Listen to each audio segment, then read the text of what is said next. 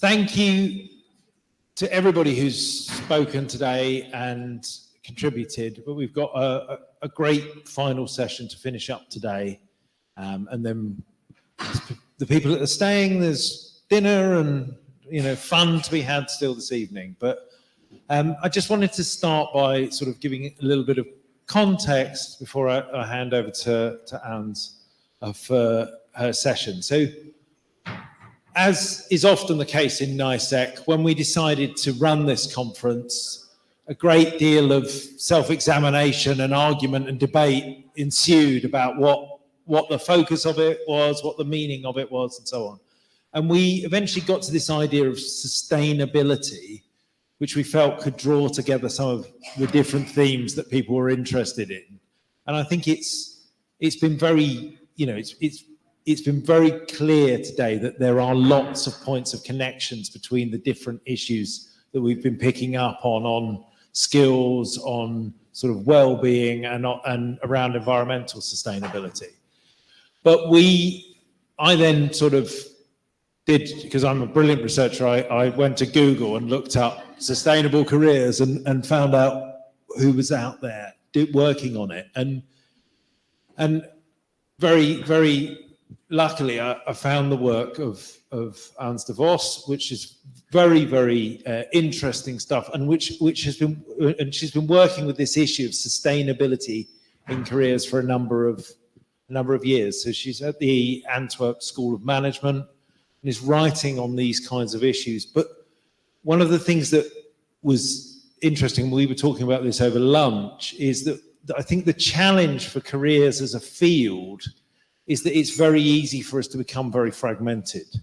So into management, into organizational psychology, into vocational psychology, into sociology, into education, and so on. And at its best, that's a strength, I think, that brings us all, brings new and different ideas in and creates a fertile kind of opportunity for discussion. I think at its worst, it means that we're all kind of carrying on doing similar things in different places. And so I think one of the things that we're keen to do in this conference is to bring together people from different perspectives. And so I wanted to I'll hand over now to Hans de Vos, but just to say that her work is coming at this, I suppose, picking up on some of the issues we were talking about earlier today from a kind of an organizational and HR perspective, rather than from public policy and career guidance and education. And so I think it's really interesting to think about how these different ideas around sustainability and careers come together. So can you please put your hands together and we'll welcome Hans to the NICEC conference.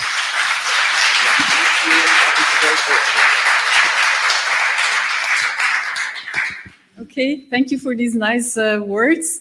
And also thank you for having me here. And I must admit that I have been learning already quite a lot over the course of the day, because it is indeed, I often find that intriguing to see how, careers and career development, that is something that that touches upon all of us, whether or not we are in the practice or in the academic world researching or working on careers. It is something that is for many people something that is part of who they are, for many others something that they might miss or that they are striving for to build kind of something that they can call a sustainable career. But in the end, it is something also from a government perspective that we expect as many people as possible to have. So it is, I think, a very common word, also something that in the media or wherever, if you're sitting on a train and hear people talking about their work, that's something I always like to then put off my my headphone set and just listen a bit to how people are discussing about their work. So it is something that belongs to all of us. Yet at the same time, when we look at careers and career development from this expert perspective, and I say expert because we're all experts in a way, being it more as a practitioner, counselor, educator, or a researcher, that it is indeed quite fragmented. And over the course of my own career, I've been very lucky also to evolve more into integrating many different angles. Because it's correct that I'm actually a psychologist as background, a social psychologist, not an organizational psychologist, but I did my PhD at the management school, officially it's a PhD in applied economics, which I always kind of avoid to label it because I feel myself much more being a psychologist than an economic scholar, and I also did an extra master in human resources management. So, but that is my background. But some years ago, by now in 2011 it was, since then I actually moved from my previous school at the Lyric Business School to Antwerp Management School because I was appointed there as the chairholder for a chair on researching sustainable careers.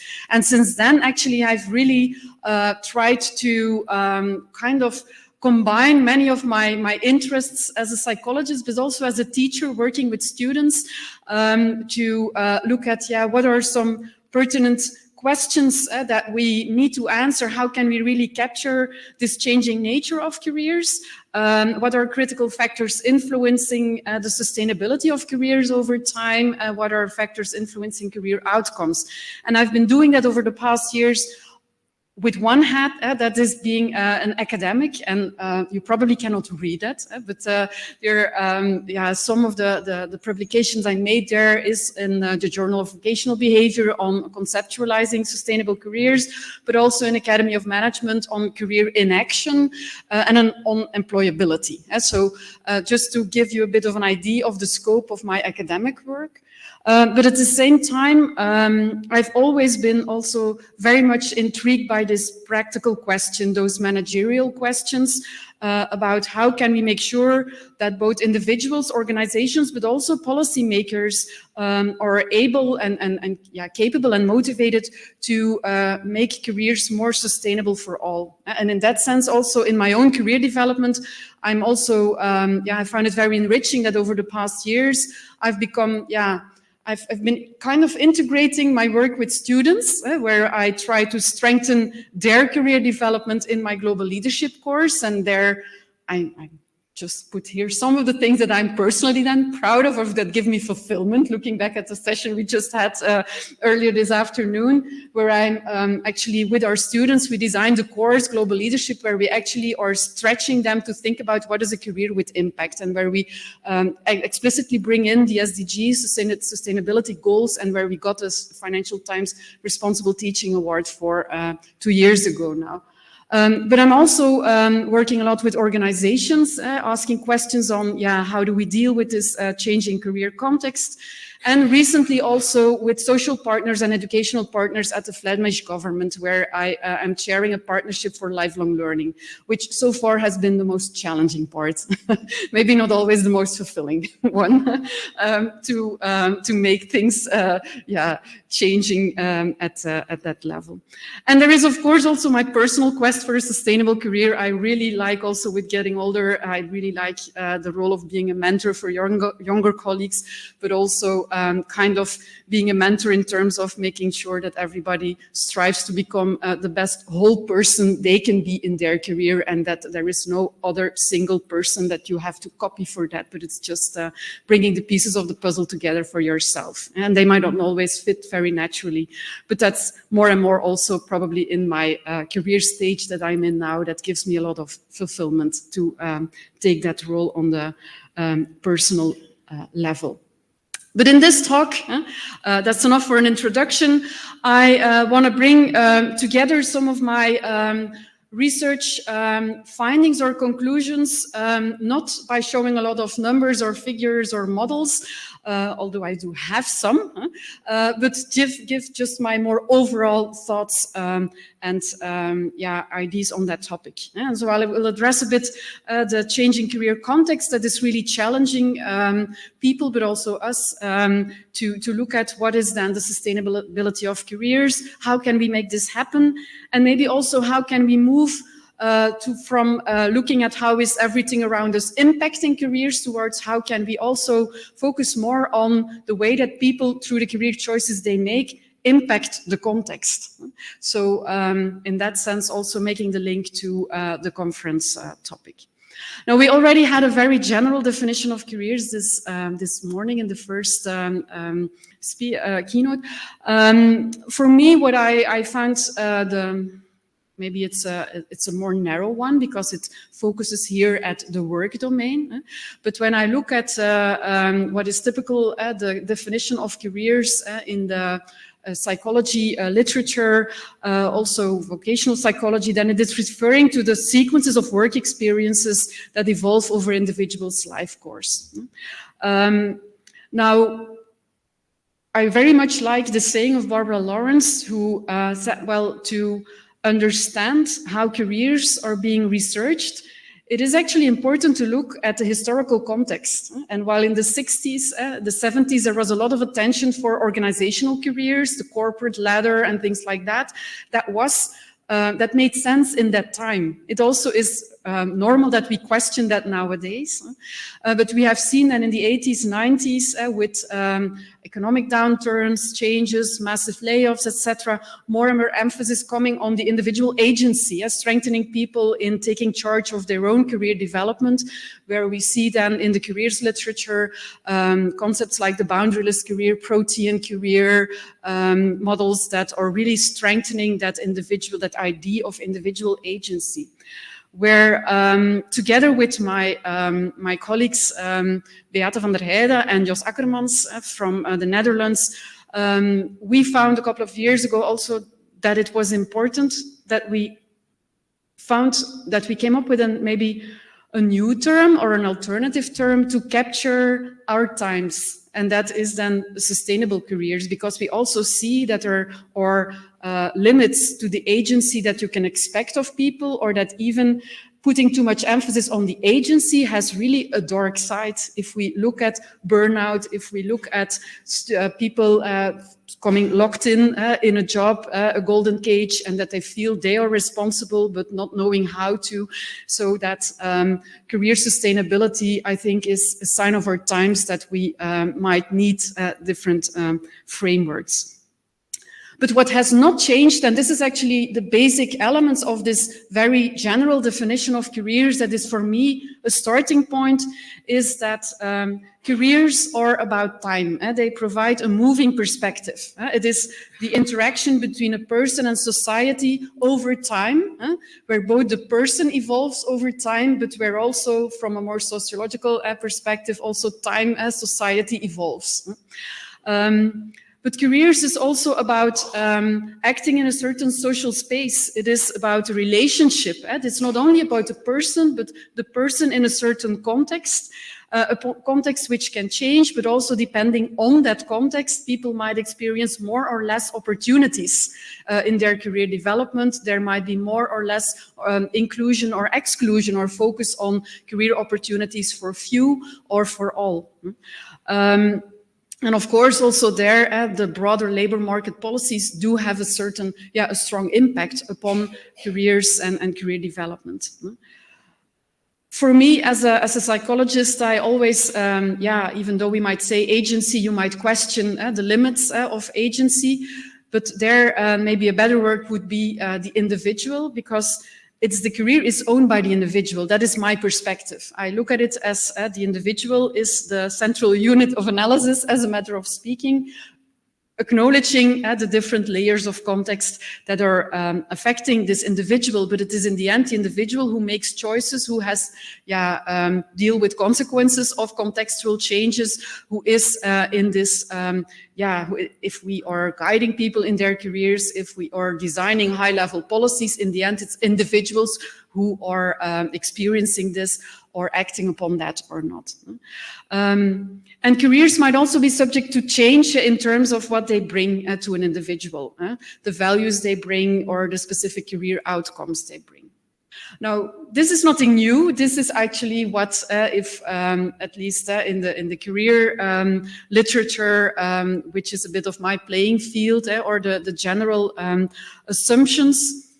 But keeping that in mind, we see that there are actually so many things changing these days, disruptive times that are affecting in the context the way that people look at their own career, the way that organizations are dealing with careers, the way that policymakers are looking at careers. And this is not a complete list, but we have heard earlier today about digitization, AI, but also globalization, the current geopolitical situation, climate change, the green evolution, which is not on here. We had the pandemic. There is so much in this broader context that unavoidably it has impact upon individuals' unique trajectories of careers. And for some, it might be very incrementally and very slowly, and they might not yet experience it. And for others, it has been very disruptive because their job might have disappeared because of the geopolitical situation has driven them out of their country and had leaving their career they had behind, just to give a few examples. So we are living in disruptive times, and these are also affecting much closer to the person, the career context for people. And for me, I see 5 important trends, and which when I give this kind of a talk also to HR people, that I really want to call for taking that perspective of the people themselves. I don't think I have to call upon you for doing that, because that is, you say, what else would you take as a perspective maybe? But I see that often in organizations it's being forgotten, that there is so much that is changing in this context that we assume we can manage that, we can predict it, anticipate, deal with it, whatever. But for people, that's not always obvious that they go as fast as HR people or policymakers or managers might be going in thinking about this is changing and this is a consequence for people. And the first one is the fact that careers have become longer, and they will still become longer. And you might say that's a good thing, because the reason for that is that we all live longer. So yes, it's great news that careers are becoming longer. But for a lot of people, that is not how they started a career. And also still for many organizations, that is not how careers have been organized. They often have been organized for lasting 35 years, maybe at most. And if we now say 42 at least, that's in Belgium already a bit shocking, 42 years, a marathon, and we are not organized for having people that long in our companies.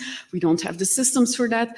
But that maybe the length is not so much the problem in itself or the challenge, but it's also the fact that careers are becoming less predictable. And when I talk with people in organizations, I often hear them saying, the struggle I have is not so much that I will work maybe 5 years longer than I thought I would be doing when I started my career.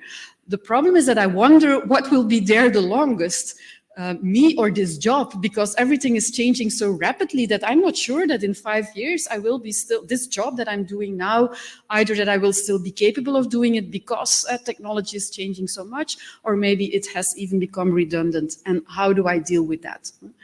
And that is impacting people in how they are looking at their career, how they are acting in their daily work. And a second tendency or a trend is the fading of borders. And you can look at that from many different perspectives. But what I mean here is really this fading of borders between work and non-work. We come from a time where it was so normal that you go to work. Work is something that you go to. You take your car or the train or whatever, you go to that work, you do your work, and then at the end of the day, after 7 hours and 36 minutes or whatever it might be, you go home and your work stays at your work and you go home. And while you were at work, your home was there, and there was nothing that was mingling in. And that is a change that has been already going on for many years, very gradually. Not in all occupations, of course, but which has, due to COVID, it has really been disruptive in many people's careers. And like now, also, many of you are following online. This is something that if you look back 5 years in time, you might not have predicted that. But this also means that if we talk about burnout, if we talk about mental health, if we talk about resonance, what I heard earlier, it is also about, not just within that island called work, because work has become more and more something that defines who you are, and where we, in a way, kind of assume that as adults, everybody is and should be capable of managing that. Knowing for yourself, am I a separator, an integrator, or what are the frameworks that we use? And we might coach people in that. And again, you feel here this flavor of agency. People need to find it out for themselves and act upon that, share that, communicate that, decide in the team how to deal with WhatsApping people in the weekend and things like that, because we're all adults. But no, it's not so simple, especially not for people who have come a long way and have been used to working in a different style, but also for young people, I see that as a very big struggle.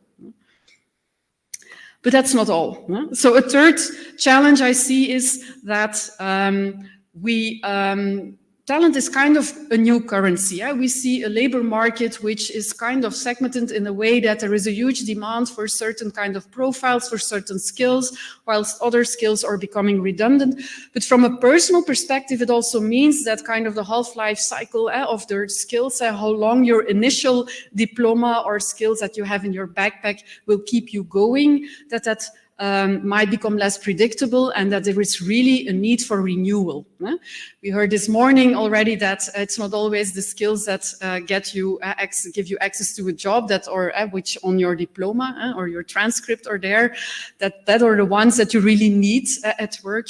But this need for renewal of skills is something that is also challenging us, and I think also at a system level, because from that Partnership for Lifelong Learning, I see that is one of the major barriers to real change in how people look at careers and lifelong learning, is that the system is still focused on work, education, and then there is a block work, and then there is the block retirement, and then finding systems, financing systems, etc., to make lifelong learning really something that is normal, that is mainstream. That requires also some courage to let go certain long-standing regulations of funding institutions and things like that. And that, of course, is difficult. But careers are also changing in the sense that we are, and I mentioned that already a couple of times, it has become more and more this mantra like you sit in the driver's seat of your own career. You are in the one who takes the direction, and in a way that might appeal to people, but yet at the same time, I see in reality many people feeling like this. That is nice that my company says that, or my manager, but when I apply for another job, there are all kinds of rules that I have to follow, or it appears that in the end they already had somebody else in mind. If I want to follow some training that is not directly useful in the job I do today, they refuse it, etc. And we see, especially in this evolution, I see a big difference between people. And I see that also in companies when I ask often what are the two biggest or what are the biggest challenges you see when it comes to career management, then they often say at the same time it is about breaking through the inertia of people who still are sitting there and waiting for something to happen, or preferably waiting for something not to happen and hold on to what they have already as long as they can. And at the same time, we have to deal with very impatient people who take this very literally. I'm owning my career and I expect changes every year, or I expect a lot of support and attention and guidance in my career. And there is a big Matthew effect. We see that also constantly when I do research on career development, that that we see that people who already are at the start of their career quite privileged because they have a good number of competencies in their backpack, they're highly valued, they're self-conscious, they graduate from a nice institution, that those are the ones who are often starting already in better jobs, getting more attention in organizational career management practices, whilst the ones who are focusing on protecting their job and avoiding becoming unemployed often are the ones who are lost or out of sight. Until the moment that there might be a restructuring or something where that, and it's all of a sudden, oh, but people, they didn't do anything, and you should take charge of your own career, but how can you expect people to do that if for many, many years you have actually not stimulating them at all for doing that? And the final evolution is personal meaning, and in a way, I find it a bit maybe the most difficult one, because how can you say this is something negative? I think it is very good that over the years we have come more and more to emphasize that career success is something idiosyncratic, that it might also change across the life course, that it might be affected by career shocks that you encounter, whatever, that what is a meaningful career or however you want to call it, that it is something that depends on, that is a unique answer that you give. But at the same time, this is so challenging because Objective career success, like we used to define it, it's being having your income, looking at what is on your business card, the number of direct reports you have, the budget you're responsible for, the car you drive with, whatever. You can compare that, and it's tangible. And you know that also if you switch jobs, you can, you see the difference. With a car, without a car, this benefits, I lose them, I gain, whatever. But how can I compare whether I will be personally more fulfilled by leaving behind this job and stepping into the other one? Because they cannot promise me that in a contract. How am I sure that if I give up my perks from a corporate career to go to a social profit organization, that I really feel more rewarded? If I look at all those tangible things that I have to give up. So it's sometimes, I think, something we say too easily, especially we, including myself, because we are in this profession and not doing constantly this reflection. But for many people, there is the baseline, like, that's all nice, and I know what would be a meaningful career for me, but I have this need for an income. I'm a single mother with 3 kids or whatever. And others might have never learned to really use the words or to think about what might this definition of a meaningful career be for me. So this high subjective element of careers is something I think that we might sometimes too easily say that that is what matters, because I think for a lot of people that might not be feeling as reachable or realistic. So these are trends that I see happening in the workplace where I think there is a big need to turn around or thinking about what is a career, what is career development. But yet at the same time, I see several systems holding on to this very old and view on what is a career. And that starts, for instance, already with companies still looking for the perfect match between a job description that they have and a CV. A job description often based on the best performance over the past years, while the job might be changing in the next few years, and looking at that objective match, where people at a certain point, and you might all have met them, feel like I'm objectively successful, I'm rewarding for my great performance, that's everything you want, but I'm not happy, but I'm fitting in there in this one of those holes that I'm not fitting in anymore, but I don't know how to get out. And that's even more strengthened by often the hey grades or whatever kind of systems organizations have in place to not only keep people in that certain job, where that is fit with what objectively they're best at, but that's still also the way that successful careers are being looked at, but also how they're being managed in many companies is this, looking at a ladder where there are not that many possibilities and where it is often finding, quite challenging for people to see what is my career perspective if I'm not going for the next step on that ladder. And often you need to be quite strong to say, I stay here, or I jump to another ladder, or I even take a step back. But you already feel that's normative wording. And I see companies struggling with that. And I say, no, we don't talk about demotion. We say remotion because that is a bit less negative, but it's whatever. As long as you have everything around careers here, including the reward system, people will stay attracted to that. And then a third one, they say it's not true, but you all might know that story, saying that if you have a frog that you put in a pot of boiling water, it jumps out immediately. But if you put it in a bottle, in a pot of water on in a nice temperature, it will stay in. And if you gradually increase the fire, they're not able to feel the difference each time. And at a certain moment, the water starts boiling, the frog doesn't feel it and cannot escape anymore. It's a bit of a horrible story. Adam Grant recently said it's not true. I never tried it. I don't know whether any one of you did. But for me, it is a bit of a, not such a nice comparison, but it's actually what I see happening with so many people falling in burnout. Staying too long in a job that might initially be comfortable, and then gradually things change and people think, okay, but this part of the job is, this is a chatbot now doing this customer interaction, but yeah, that's what I like the most actually, but I still love my colleagues. I have a nice, I have a nice working environment. It's not too far from home. I stay. And then gradually those nice colleagues leave, and then you get a new manager, and then there are new targets, and all of us. And things start imploding, and people don't feel anymore how to get out, because of those many different reasons that we might not explicitly and proactively kind of enter into the dialogue. So, is it all about problems then?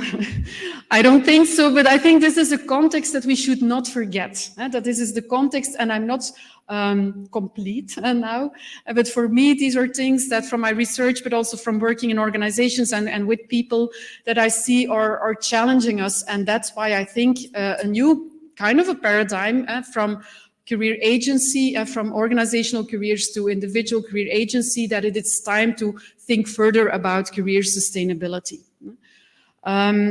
And career sustainability emphasizes for me very much the idea that career development is a process, while many people are still looking at it as an outcome, as something to achieve.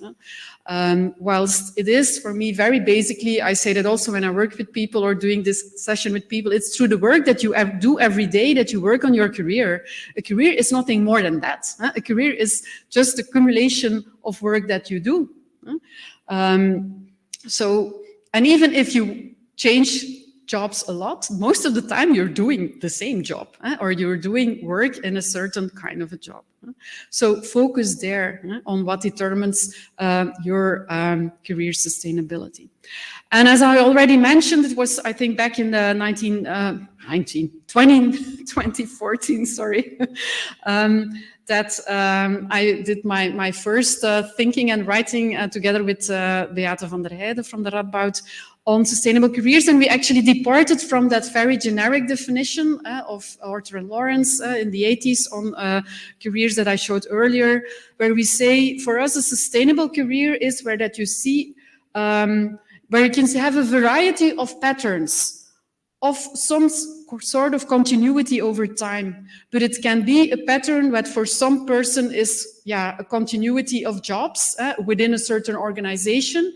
It can be a continuity of work across organizations. It can also be a pattern where you disrupt work for non-work, for taking care of your children or your parents, or for studying. Again, it is just a pattern of sequences where that the fact that at a certain moment you take a step towards the next job or to take care, to do for your children, etc., that it is not undermining your opportunities for the future, but where that continuity is actually preserved in whatever kind of pattern it might take shape for you.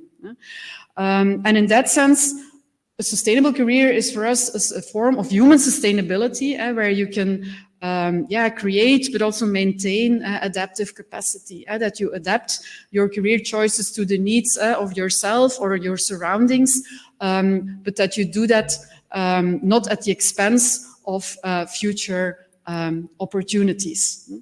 And that sounds probably a bit theoretical, and I'm going to stay a little bit longer in the theoretical conceptualization, and then I'll make it practical again.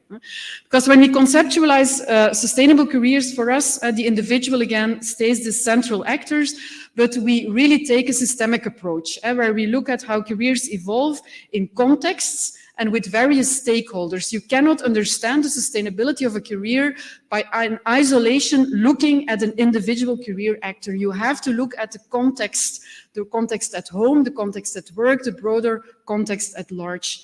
And it is dynamic because both the person is changing over the years. I think none of us is exactly the same person as you were a couple of years or decades ago, but also that context is changing, is dynamic. And when we look at sustainable careers, we say you can study it actually from 3 dimensions. You can look at this person, how a person is creating meaning and agency or striving for that. But it's equally important to look at the context, to understand the role of various actors, and that can be people at home, but also in the work context. And it is also very important to consider the element of time, because what I notice in too many studies still in the career field, it is cross-sectional, asking people at a certain moment in time, how satisfied are you, relating that to their home situation, job context, whatever you want, but not taking that perspective over time. And indicators of sustainable careers, we make actually 3 groups of indicators that we consider.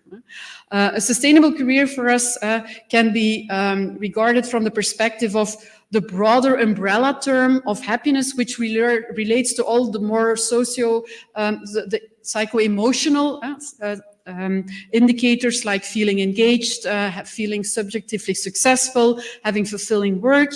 But it is also about health indicators, feeling that you're capable of doing that work mentally or physically. And it is also about productivity, the fact that you already can be productive because you have a job. It is about staying employable, being in performance. So it is not only a sustainable career about happiness, fulfillment, satisfaction, whatever you call it. It is also about the health component and the performance component. And I think that is something that we sometimes tend to forget. And for me there also, this is a very important element of a sustainable career. It is not only about yourself, finding fulfillment and staying healthy. It is also thinking about what does the context need so that I can be productive and keep the job, which is then needed also for me to stay happy and healthy, but also the other way around. From an employer perspective, it's not only looking at performance over time and employability, because if you only focus in your career development on employability and matching CVs with jobs, you might do that at the expense of people withdrawing because they don't feel engaged anymore or because there might become mental overload. So these are the 3 indicators where it is actually a bit of a constant striving for a dynamic person career fit. And bringing that together in our conceptual model, it is something like that brings the 3 elements together that I just mentioned. It is about the person striving for person career fit with 3 indicators that you might use to look at career sustainability, but where that context around it is very important, as well as the fact that this is not something that is linear. It's not something that you say, like, if I'm on a good track of engagement, it will only become better, because it might be disrupted seriously maybe at a certain moment because you lose your job and your productivity goes completely down. But that it might actually bring you in a very dark place, but in the end, that might also brighten your future again if you get, for instance, good career counseling then to find a better alternative job. So it is not linear, it might be cyclical, and for some people it might be more a flat line, for some it might be more a steady increase across the years, but for most of us it will be a bit like that. Driven by how the person evolves as a person, but also by that broader context. Now, this might be a bit of a complex figure. When I teach about that for organizations, I use this one, where I summarize actually everything together and saying that it is about the idea that through your professional experiences, you generate new energy, new competencies, new opportunities for the future that keep the level of happiness, health, productivity at an acceptable level. But it is perfectly possible that at a certain moment, you might be working very hard, you might be very, very productive, feel very engaged, you're in the flow of driving this transformation, but you might also feel this is gradually undermining my health. And then career sustainability also means knowing when it is time to maybe pace down a bit on the level of productivity, maybe at the expense of feeling a little bit less engaged because not in the core of things happening anymore. But it is important to increase your health and recharge your batteries, or in any other combination. And this is happening over time. As a person, we all have our life cycle, but also organizations have life cycles that might also change the opportunities and the expectations they had. And for me, this is actually the essence of what a sustainable career is. And it is really at this crossroad between an individual and an organization, between in this broader socioeconomic context. And you might think about that also for yourself. It's actually a bit sine waves, and they might not always be in sync.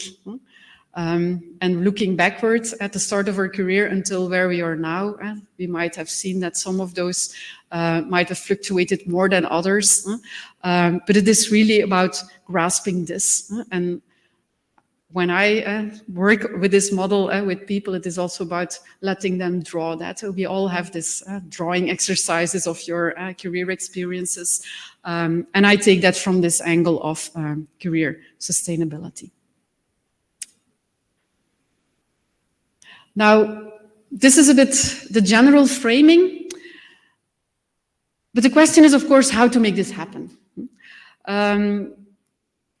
Because this is, we are all, and you might all know that, a career is quite complex. We might all, in theory, know what might be the best course of action. We might, in theory, all be aware of the challenges, but also the opportunities of people. But careers are complex, and they're affected by so many rational and irrational things that might make careers more or less sustainable. And in that sense, I think we should not forget that we are in a quite complex career ecosystem where, and I think there, especially as career counselors, you are really in a connector role. I think you can really have a unique difference in connecting the person with organizations, but also with the broader labor market. Because what the needs are at those three different levels, they're not necessarily in sync. What might be from a personal perspective for my sustainability, the best decision. For instance, and I can give an example for myself. My youngest daughter is having some mental challenges, and last year that became very difficult and challenging as she developed an eating disorder. And for me, that was really a sign of I step back from work for a while. And for me, that was the best option for my own career sustainability and also at home to make sure that that was my priority. That was not the best option for my school. I just had a new role as Associate Dean for Education, and I clearly said already after a couple of months, I give that back because my priority is, and I think also that when I do my work, I'm the best in my research. There is also my strength. I feel the most flourishing there. I can combine that, but all the rest I give it back. That's my personal decision. That is not the optimal one for my organization. And we see that also for organizations, what from an employer perspective might be the best reasoning to keep their workforce with them because the talent is scarce on the labor market. From a labor market perspective, it's not the best solution to close the borders and to make sure that people really want to stay in that golden cage because you're such a great employer. Because from a labor market perspective, more mobility might be better. So depending on the perspective you take, there might be other optimal solutions. So there is a great challenge also of aligning that. I was very lucky that I had a dean who was very understanding and encouraging. So it was not for me and my sine wave. Things are going better now. So that's coming together. But that's not always obvious. I know I was in a luxury position in that sense. But as career counselor is often, I think, a very unique position also to bring together these different parties or to at least open the perspective of an individual on what might be the best for you, but what does it mean for employers, but also how is that working in a broader whole. So that's maybe my call a bit to you to take it from that broader perspective. But if we want to make it happen, it really means that we will need to overcome some tensions and barriers to change. And these are the typical ones that are in our irrational mind that we often see preventing people from making the best career choices in view of their career sustainability over time. That is often because people and also organizations are thinking rather short-term instead of long-term. That is, by the way, the biggest challenge in sustainability overall, that we focus on the risks that we want to avoid. What is the risk if I leave this well-paying job for doing that other thing that might be more fulfilling, but what if it's not the case and I'm sure I will earn less? So how do I put that into the equation? This primacy of certain losses, because we make it career change, we know what we give up, but we cannot really be sure what we gain in return. So it means also overcoming that barrier to change, which is often driving people to career inaction. In the end, starting to complain a lot about what they don't like, what is drawing their energy, etc., but at the same time not taking action, because when there is an opportunity to do something else, I see all sorts of reasons for not doing that, because what if? The tangible versus intangible outcomes, which I already mentioned, how do you compare fulfilling work with all the perks and what is on your payslip? And the narrow thinking. I often also see that opportunities for sustainable careers are missed in organizations, for instance, because managers are only looking at what's in it for their team and what might they lose if the best person moves to somewhere else, where that might lead to the best person leaving the company instead of leaving the team. Or overemphasizing the value of one person, leaving that person at a certain moment, driving towards burnout because there is too much pressure. So a narrow perspective taking, I think, is also a very important barrier that we need to overcome in sustainability in general, but especially also when it comes to career sustainability. So we need to move towards creating an opportunity for people to feel motivated and capable to take ownership over their career in a sustainable way. And that means that we cannot do that on people's behalf, but we have to create this opportunity. And that means stimulating not only people development by investing in people's human capital and stimulating them to keep on recharging their backpack and to staying and keep on learning, but it's also about making sure that people build their social capital and about their psychological capital. I've seen that too often in organizations that people are feeling that there is a pressure on their mental health or physical health because, for instance, the night shifts they're doing, that there are objective solutions for them to work in a day shift, and they have the competencies, they can do that, it is possible, but the reason why they don't want to do it is that for 30 years they've worked with the same team in that night shift, never connected with any other persons in the company, so very limited social capital. So stimulating people also to take action to protect the sustainability of their career is more than only saying, make sure you invest in lifelong learning. It's also making sure you dare to connect with other people, that you step into new experiences, where you encounter new social environments, where you might experience that it might feel a bit awkward in the beginning, but that it's also fine there. And if you have never learned or done that because you have been too safe in that zone where you felt most safely, that is not working. And being future-proof, being able to have a sustainable career is also very much dependent on the psychological capital that people have. Psychological capital in the sense of the hope, the optimism, the resilience, the self-efficacy that people experience. And there you cannot learn those things from going through education or just, but it's really also by stepping into new experiences and being stimulated by that. And we have seen that, for instance, in COVID times, that resilience was so important that it was also very important to support people in dealing with adversity, to build that psychological capital. Because only focusing, when we talk about sustainable careers, about being able to keep your job, you have to invest in your human capital. It's a way too limited. We see that often the lack of psychological capital is what drives people into situations where they don't see it anymore, how they can keep moving on. And I'm gonna go a bit faster, looking at the time. So to enhance the sustainability of careers, 4 pathways might be relevant there. Make sure that you are inclusive. Sustainable careers, you cannot say we have policies for sustainable careers if it's not inclusive. Sustainable careers are not about the happy few. It is about making sure that everybody is able to have work that in the end is accumulating into something meaningful and where, for instance, through the work that people do and the support and the opportunities for learning they have, they might also grow over the years in meaningfulness of the work that they do.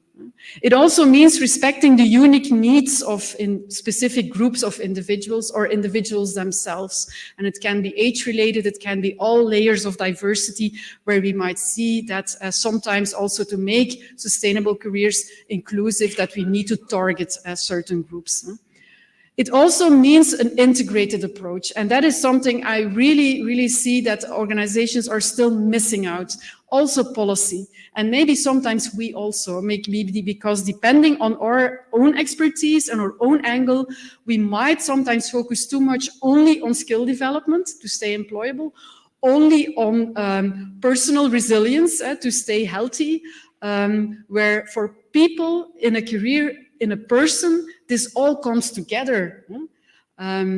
And in companies, then you have the prevention services focusing on burnout prevention and reintegration at work. And then you have the learning and development department focusing on L&D and training trajectories. But there is no connection, whilst often for people, the reason why they fall out might have to do with something that has related with a skill mismatch, while we are then looking at totally different solutions that are not being part of the profession of the reintegration people, for instance. So an integrated approach is very important. It is about the whole person, so it's also important to take that life course perspective.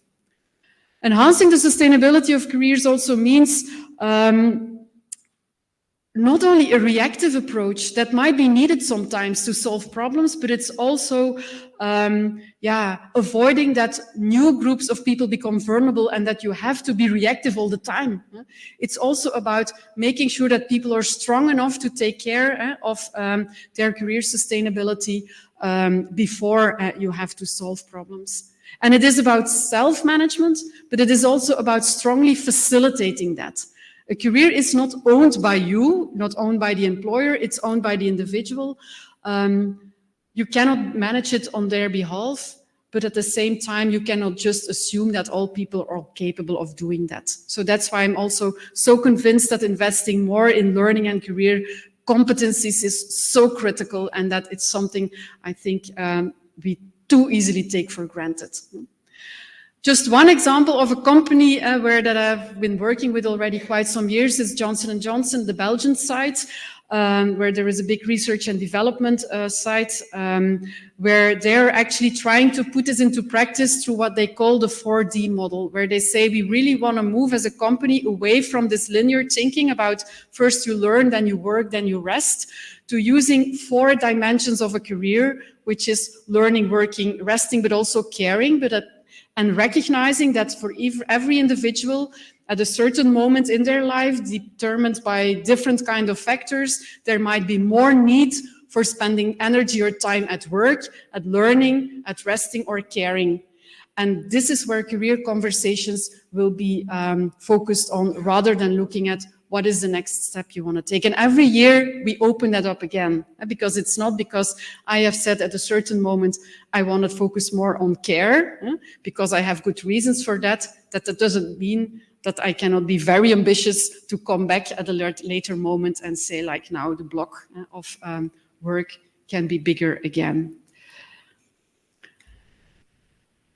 And I want to end with turning back actually to the conference topic. Career and sustainability, that was also attractive for me when I got the invitation to address you here.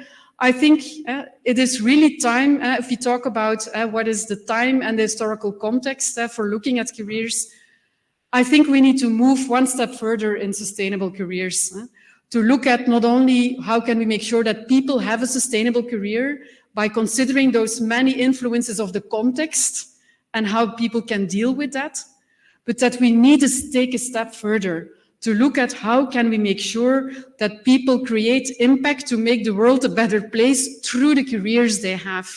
And that is not so much the idea of a fulfilling career or doing something that I feel that matters, that comes close to it, but it is really pushing people. And I think, again, as career counselors or educators, we have a very critical role there to challenge people in the career choices they consider.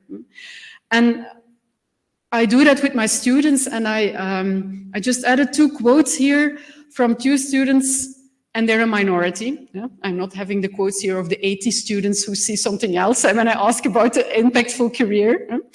But we're 2 of my Master in Finance students, and then I think this is for me fulfillment when I read this.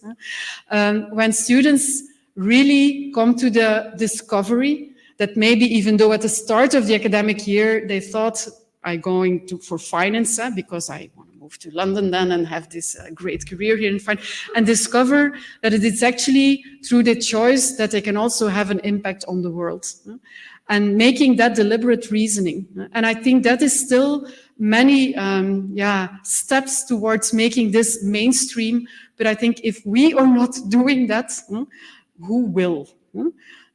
So I think we have a critical role, or maybe even a responsibility for that, not only to strengthen people to think about what do you need to feel happy, healthy, and productive, but also consider what does the world need?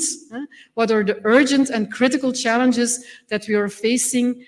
And how can you consider the impact that you can make with what you have in your backpack, especially the privileged students, to really make a difference there?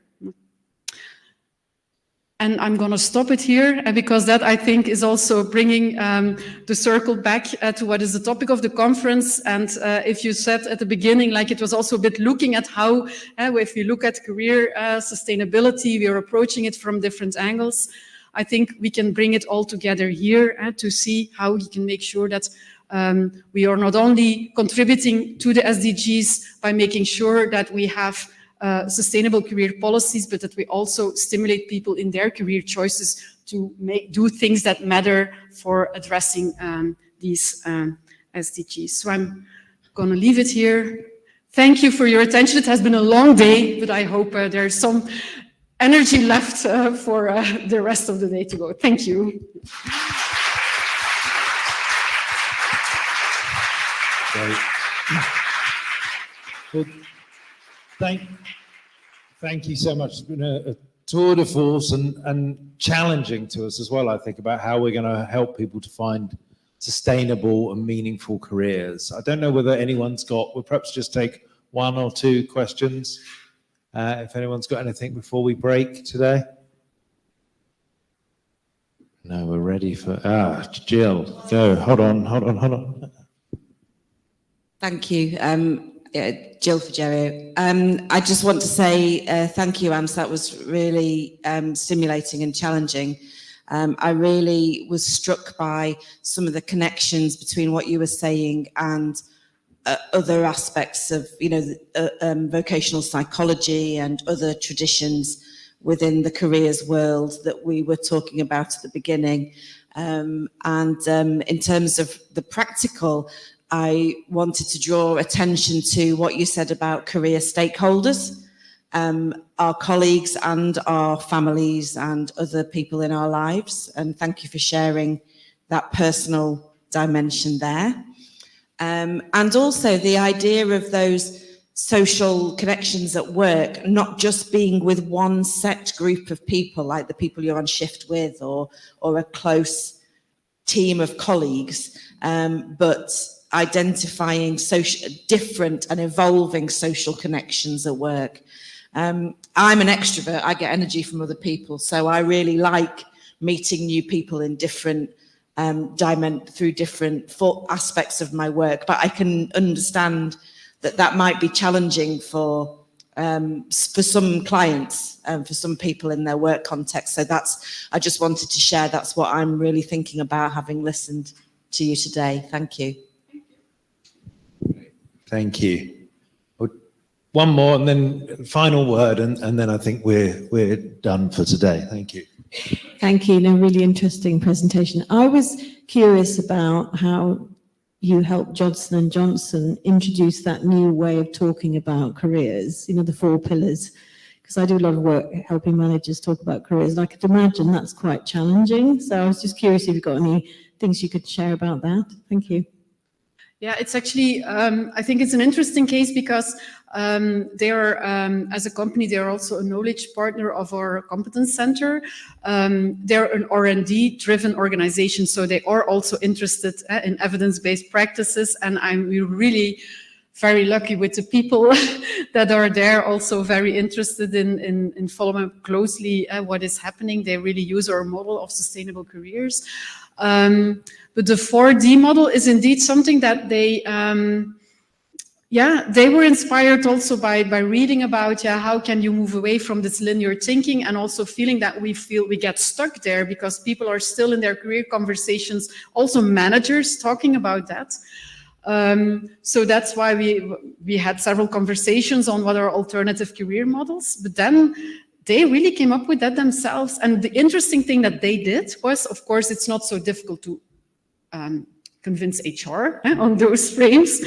But what they have put in motion is they organize workshops on that, and they really have clear cases. So then they have managers discussing, like, you have somebody in your team who asks to come in later for that reason, or who wants to travel around the world for you, and then all those practical cases. And they really have workshops with managers then discussing that and discovering that they might already really have disagreements around the table on do you allow that or not, and what might be, do you only do it for your best people, or can I take off to take care for my ill child but not to travel the world, like all those discussions. And that helps to bring an implicit theory about what is a good career to the surface. And I think I particularly like actually that maybe even more than the frameworks, that they are really looking at how can we make sure that people, and especially managers, become aware of those implicit models they have about what is a good career, how did I make it here? And that's the model, by very innovative ways of entering into a dialogue. So there's a lot of credits to them, but it's a nice partner to work with. Yeah. Great. Thank you again. So we'll finish with a round of applause for Hans in a second. And we'll now break for the conference today. There's the meal for those that are coming back at 7. And then for others, we'll see you in the morning. If you're not, then have a good journey back. And thank you to everybody who's participated today in any form. So thank you.